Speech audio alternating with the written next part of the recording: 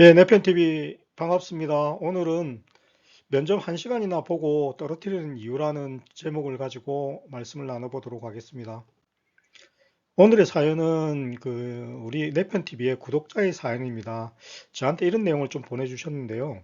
경력 면접에서 1시간이 넘도록 면접을 보았는데 떨어뜨리네요. 이게 맞는 건가요? 유유유 이렇게 해서 보내주셨는데 요새는 흔히 말하는 정밀 면접의 시대라고 합니다. 환승이직이 당연시되는 시대이다 보니 경력 채용 시 회사마다 정밀 면접을 보는 추세가 증가하고 있습니다.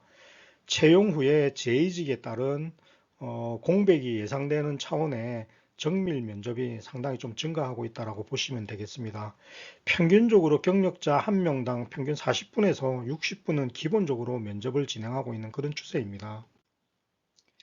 이러다 보니까 환승이직 증가에 따른 조직 인재의 안정적 운용을 하고자 하는 게 기업의 추세이기도 합니다. 환승이직으로 경력 인재가 이직하는 이상의 양적, 질적 인재 충원을 위해 노력하는 추세이죠. 기업은 환승이직을 대비하기 위해 환승이직 인재를 확보하는 그런 추세이기도 합니다. 따라서 정밀하게 후보자를 면접할 수밖에 없는 그런 상황입니다.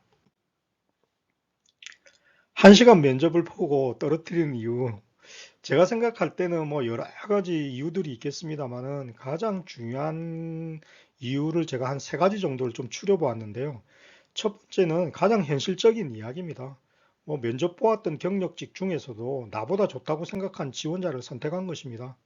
통상적으로 우리는 이런 좀 착각을 하는데요. 나의 면접 시간이 길면 면접 결과도 좋을 것 같다라는 착각을 하죠. 좀 좋은 소식이 오지 않을까 이렇게 생각하는데 의외로 환승이직에서 경력직을 뽑을 때는요. 하루에도 뭐 여러 명을 보기도 하고 며칠에 나누어서 많은 사람을 보아서 회사에 합당한 경력 인재를 뽑기도 하고 또 재이직을 하지 않을 만한 그런 인재를 보기 때문에 첫 번째 이유는 나는 뭐 합격에 근접했다라고 생각하지만 면접관이 볼 때는 나보다도 더 많은 지원자들이 많았을 가능성이 있다라는 것입니다. 자, 그리고 두 번째 1시간 면접 보고도 떨어뜨리는 이유 두 번째입니다. 본인이 모르는 면접 중에 태도라든지 뭐 행동이라든지 성품 등이 지원하는 회사와 맞지 않다고 면접관이 판단했을 가능성이 좀 높습니다. 경력 면접은 경력과 역량 중심으로 면접을 본다라는 착각을 가지고 계시는데요. 면접 중에 정성적인 면을 살핀다는 것을 유념하셔야 됩니다. 밑에 그림에서 보시는 것처럼, 이 사람 경력과 역량은 참 대단한데 많은 질문들을 이렇게 던져봅니다. 근데 결과적으로 그 질문에 대해서 답변하는 태도라든지 여러 가지 언행이라든지 이런 걸 봤었을 때, 좀 태도가 거시기하네. 이렇게 되면 동일한 역량을 가지고 있다고 하더라도 태도가 더 좋은 쪽의 후보자에게 낙점이 되지 않을까 그렇게 생각을 합니다. 1시간 면접 보고 떨어지는 이유 마지막 세 번째는요. 평판 조회입니다. 조회 결과가 좋지 못하게 나왔을 가능성이 아주 높습니다.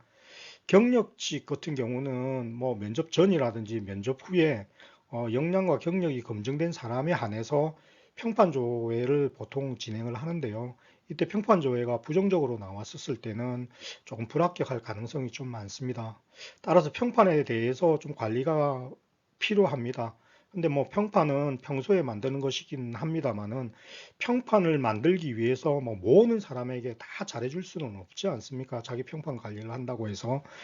저는 제가 직장생활 한 30년 하면서 이직을 3번 했습니다만도 이직에 대한 성공의 노하우를 제가 쓴 책인 환승이직의 판도라 상자를 언박싱 하라에 보면 평판 관리를 말해줄 절대아군 6명을 만들어 가라라고 이렇게 그 제목이 있습니다.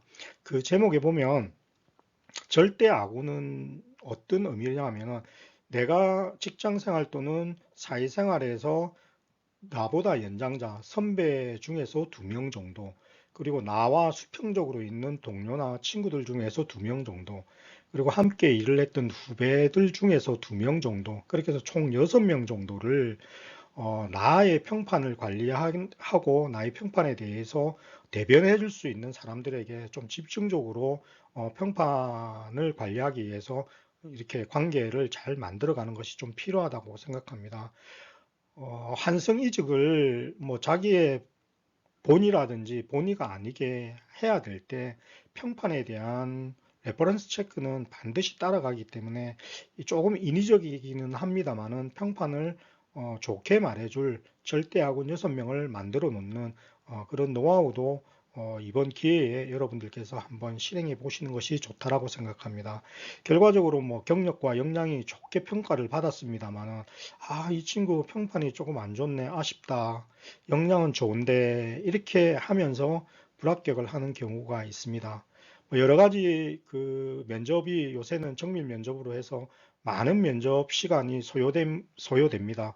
그러다 보니까 면접관이 나한테 상당히 우호적이고 나를 합격시키려고 질문을 많이 하지 않나 이렇게 좀 착각할 수도 있지만은 이러한 면접의 시간의 길고 짧음을 가지고 판단하지 마시고 내가 역량적으로 평가했던 부분들 중에서 떨어질 수 있는 이유들, 경력과 역량은 좋지만 요 세 가지에 대해 가지고 여러분들께서 좀 주의 깊게 잘 관리를 하신다면 경력 이직, 환승 이직에 있어서 여러분들이 좀 더 유리한 고지에서 진행하실 수 있다라고 그렇게 생각합니다.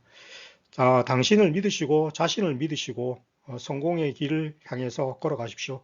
그리고 환승 이직, 경력 이직에 자신감 가지고 잘 면접에 임하시고 합격을 기원드리겠습니다. 고맙습니다.